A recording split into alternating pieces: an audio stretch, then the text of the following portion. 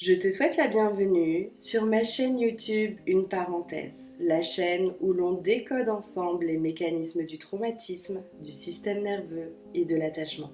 Je m'appelle Wittmann Pauline, je suis éducatrice spécialisée dans les traumatismes de l'enfance et de l'attachement et si ce n'est pas encore fait, je t'invite à t'abonner pour ne louper aucun épisode.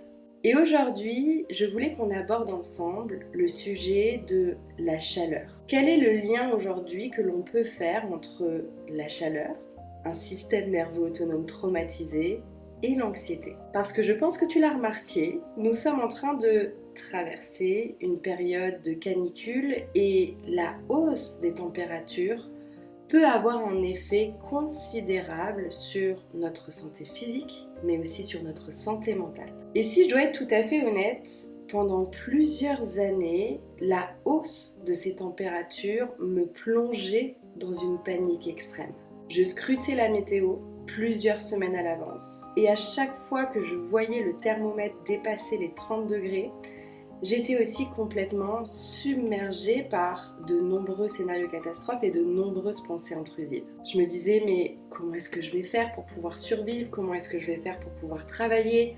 Comment est-ce que je vais faire pour réguler toute mon anxiété, toutes mes somatisations et toutes mes activations? Pourquoi? Parce que je savais que lorsque le thermomètre dépassait les 30 degrés, j'avais une recrudescence de symptômes, j'avais une recrudescence d'anxiété. Et grâce à tout le travail que j'ai fait sur la régulation de mon système nerveux autonome et sur la renégociation de mes traumatismes, je ne vais pas te dire que tout est parfait.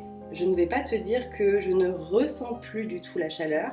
Bien évidemment que mon corps fatigue beaucoup plus vite, que j'ai aussi un petit peu moins de capacité, mais je ne sors plus de ma fenêtre de tolérance et je ne suis plus submergée par mes activations. Et pour pouvoir t'aider dans ce processus, je voulais aujourd'hui te partager différentes clés qui vont te permettre de faire le lien entre chaleur, système nerveux autonome traumatisé et anxiété. Parce que lorsqu'on met du sens sur ce que l'on ressent à l'intérieur de notre corps, l'alerte peut déjà diminuer. Et la première chose à comprendre, c'est que le système nerveux autonome a plusieurs fonctions. Le système nerveux autonome est la partie du système nerveux qui gère tout ce qui est automatique. Donc notre respiration, notre digestion, les battements de notre cœur, mais aussi la régulation de notre température interne et toutes nos réponses au stress. Donc si tu veux, la régulation de notre température interne et nos réponses au stress passent par le même circuit. Et quand il fait chaud, ce circuit il est déjà mobilisé pour refroidir notre corps en permanence. Donc si tu comprends ça, tu comprends aussi que lorsque les températures montent, notre système nerveux autonome a moins de ressources, moins de capacités pour réduire le stress en même temps. La deuxième chose à intégrer, c'est que lorsqu'on a un système nerveux autonome traumatisé, nous avons aussi une fenêtre de tolérance qui est beaucoup plus réduite. La fenêtre de tolérance, qui est un concept qui a été introduit par Dan Siegel, désigne la zone où notre système nerveux autonome peut fonctionner de manière régulée, adaptable et sécurisée. Ça ne veut pas dire que lorsqu'on est dans notre fenêtre de tolérance, on ne ressent aucun stress, aucune anxiété, aucune tension, aucune somatisation ou aucune émotion. Ça ne veut pas dire que tout est parfait, bien au contraire. Lorsqu'on se trouve dans notre fenêtre de tolérance, on est capable de ressentir tout ce panel d'activation, mais on ne va pas dépasser nos capacités, on ne va pas être submergé. Autrement dit, l'activation va rester tolérable, elle va monter et elle va redescendre. Lorsqu'on sort de cette fenêtre de tolérance, on est soit en hyperactivation, soit en hypoactivation. L'hyperactivation correspond à de l'anxiété très forte, à de la panique, à de l'agitation, à de la colère, à l'envie frénétique de fuir. Et l'hypoactivation correspond à une fatigue très intense, à du figement, à de l'effondrement, à de la déconnexion ou même à de la dissociation. Et lorsqu'on fonctionne avec un système nerveux autonome dérégulé ou traumatisé, donc un système qui reste sans cesse dans l'alerte parce qu'il n'a pas pu intégrer que le danger est passé, et bien finalement, cette fenêtre de tolérance se réduit encore plus. La chaleur vient grignoter encore plus de cet espace de capacité. Et du coup, simplement, la simple activation va te faire basculer dans des réponses de stress extrêmes. Tu auras moins de capacité à absorber une petite contrariété, un imprévu, une anxiété ou même une émotion passagère. En fait, tout ce qui était tolérable la semaine dernière, quand il faisait un petit peu plus frais, devient submergent pour toi. Troisième point, c'est que très souvent, lorsqu'on fonctionne avec un système nerveux autonome dérégulé ou traumatisé, le corps vient interpréter la chaleur comme un signal d'alerte. Pourquoi ? Parce que lorsqu'il fait chaud, on va ressentir aussi de nombreux changements physiologiques.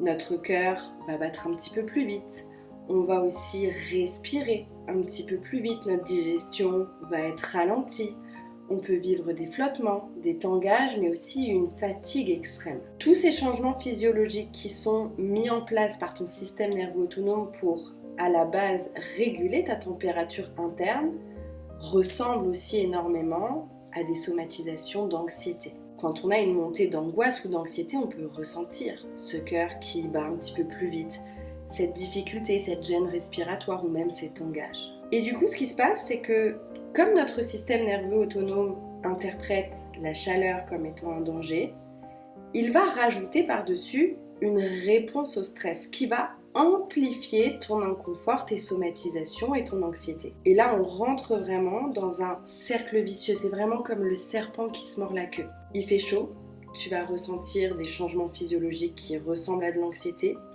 Il va y avoir une réponse de stress qui va générer encore plus de somatisation et bien sûr aussi beaucoup plus de chaleur. Et si tu veux, tu tournes dans cette roue encore et encore tout au long de ta journée, ce qui épuise toutes les ressources et toutes les capacités de ton système nerveux autonome. Vraiment, c'est pas que tu craques plus facilement en été, c'est que ton système nerveux autonome a moins de marge de manœuvre pour absorber ce qu'il était en capacité d'absorber avant. Et enfin, la dernière chose dont on parle très peu, c'est que lorsqu'il fait très chaud et qu'on doit se calfeutrer à l'intérieur de notre maison, qu'on ferme tous nos volets, ça peut réactiver notre sentiment d'impuissance. Le sentiment d'impuissance qui est intrinsèquement lié au traumatisme. Vraiment cette notion où on se sent bloqué. Pourquoi ? Parce que lorsque tu as vécu un traumatisme, et particulièrement un traumatisme développemental, tu n'as pas pu te battre, tu n'as pas pu t'enfuir. Tu es resté figé dans la situation et tout ce que tu as ressenti à l'intérieur de toi en termes de somatisation ou même d'émotion, ça t'a submergé. Donc, quand on est en période de canicule et qu'on a moins d'énergie pour pouvoir faire nos activités quotidiennes, qu'on se sent bloqué dans notre maison, ça vient aussi réactiver ce morceau de traumatisme.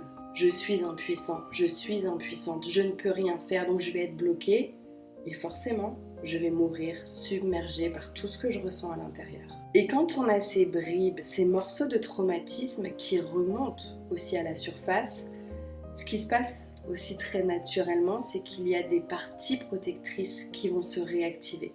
Par exemple, un enfant qui a évolué dans un environnement instable ou imprévisible, où il n'avait jamais le droit à l'erreur ou à l'échec, va vivre la chaleur comme un véritable déclencheur. Parce que ces parties protectrices vont lui dire « mais si tu n'es pas tout à fait parfait, si tu te montres plus vulnérable, si tu ralentis, si tu fais moins, est-ce que tu vas toujours être aimable ?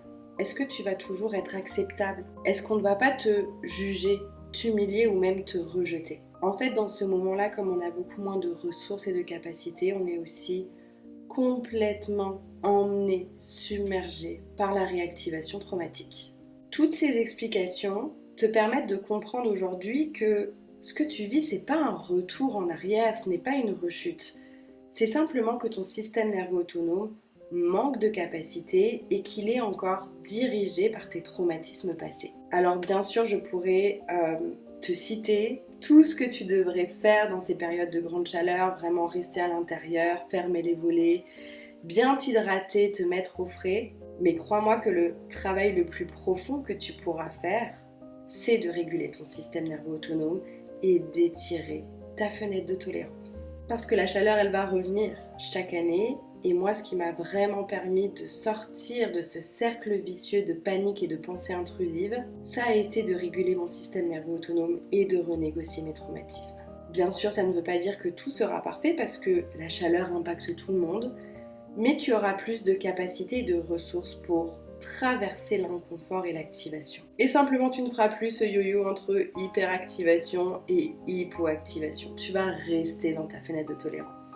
Ce genre de mécanisme, vraiment comprendre ce qui se passe dans ton corps et accéder à un panel d'outils que tu vas pouvoir mettre en place pour traverser ces fortes chaleurs, mais aussi pour traverser toutes tes activations, toutes tes somatisations, tu vas les retrouver dans l'espace régulation. L'espace de compréhension, de soutien et de pratique pour toutes les personnes qui en ont marre de subir leur anxiété, leur somatisation, leurs émotions et qui veulent enfin sortir du mode survie. Je sais que tu as déjà testé beaucoup de choses, mais crois-moi, le changement peut se voir quand on vient enfin travailler au bon endroit, là où le traumatisme se loge, c'est-à-dire dans le corps, dans la mémoire implicite, et dans le système nerveux autonome. Si tu veux en savoir plus, tu retrouveras toutes les informations de l'espace régulation dans le lien en description. Et je t'ai même préparé une petite visite pour que tu puisses voir comment s'articule cet espace. Dis-moi en commentaire comment est-ce que tu vis ces périodes de grande chaleur, de canicule. Et bien sûr, on se retrouve très vite pour un nouvel épisode Focus.